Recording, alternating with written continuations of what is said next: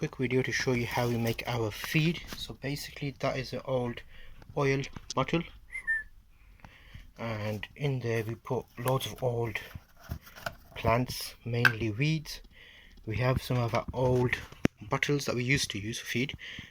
We leave that water in there in a dark place like in this garage, and then you basically use the fluid from it. So if I show you the fluid,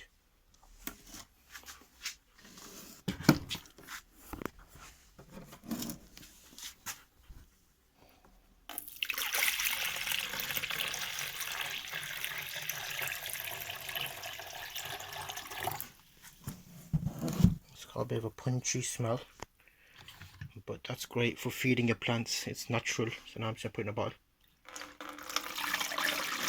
and you basically put 2 capsules of that each in each 6-litre gallon of watering, the watering cans. So now that would make healthy homemade feed, so you don't have to buy stuff. Gives that plant extra boost. So make your own.